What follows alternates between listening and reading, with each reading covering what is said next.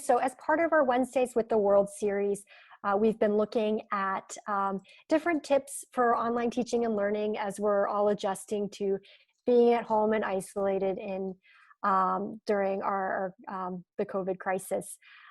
So in the series last week, we were looking at project-based learning and looked at how you develop a final product as part of your project.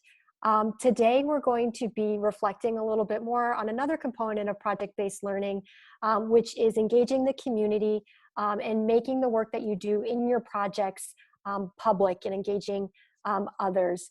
I think this is especially important right now as we're all very much a bit more isolated at home, and students are probably feeling this as well.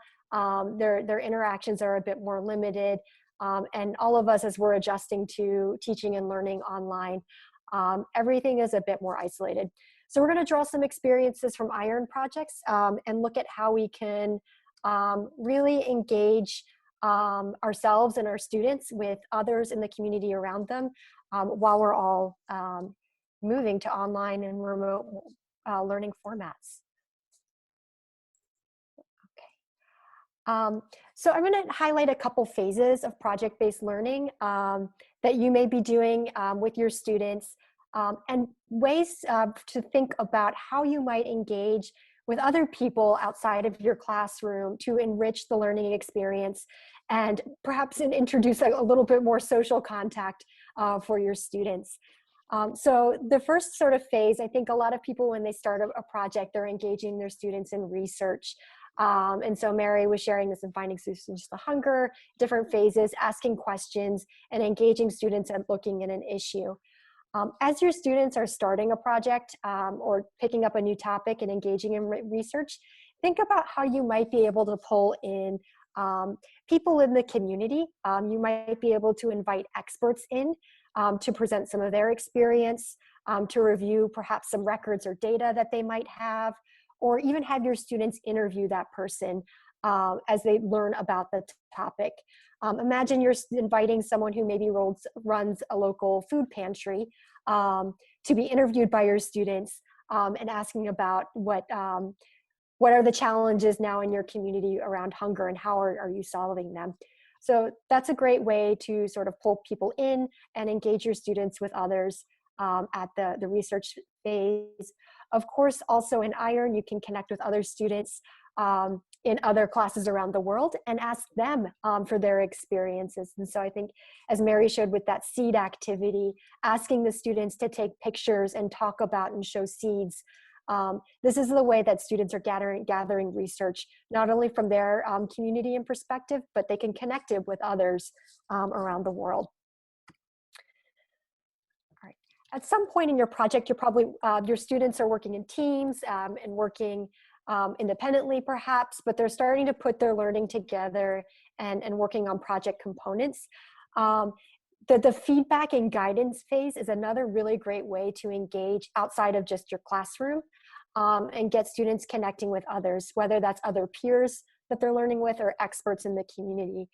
So you can have experts come in, business leaders, perhaps it's a farmer, for example, who is looking at students' plans for a garden, let's say, and giving them feedback on their work so that they can reflect and refine and create something that's tied to a real world issue.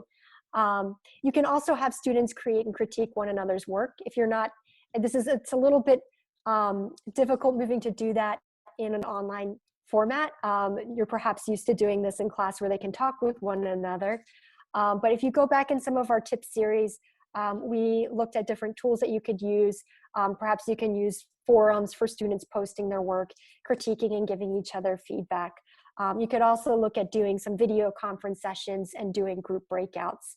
But having students give feedback on their work as they're going, or bringing in experts is a great way to connect learning beyond just the individual student. And finally, I think a big phase of project-based learning is sort of celebrating the work, producing your public product, exhibiting and displaying what you're learning. So as you're moving to that phase where students have reflected on feedback, refined their projects, and they're ready to celebrate, that's a really great time to think about how you're engaging outside of the classroom as well. You can have students present their projects virtually using a video conference tool like Zoom. We're in fact going to share about our virtual project exhibition where we have teachers and students do just that, present their work virtually for an audience. You can look at creative ways of doing photo or art exhibitions and virtually sharing that with others to go view and comment. Or you can think about doing some sort of live video conference demonstration or workshop. Perhaps your students are able to plan and teach other students, or to do a demonstration for a science experiment on a video conference. So all fun ways to think about how, as students are producing their work, they're not just sharing it with the teacher, but they're using that as an opportunity to connect students with one another, and perhaps also with others outside of the community. Okay, I wanted to note here, we have a great resource on our iEARN Teacher's Guide on engaging the community that gives different ideas for how you can locally and globally engage different actors at different phases. I really encourage you to check it out if you're looking for ideas to really stimulate your students and get them thinking of having more social interactions with one another during this time. So if you go to our guide.iEARN.org and check out Module 7, we've got the link in the chat box as well. There's a wealth of resources there and ideas for you.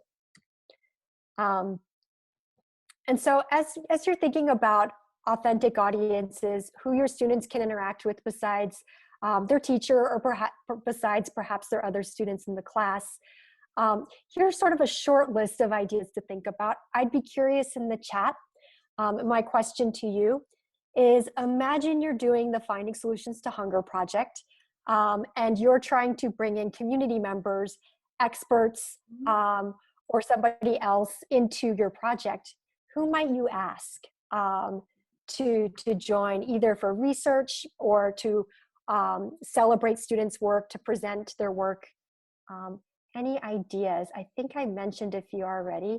I'm going to pop open the chat box so I can look. Okay.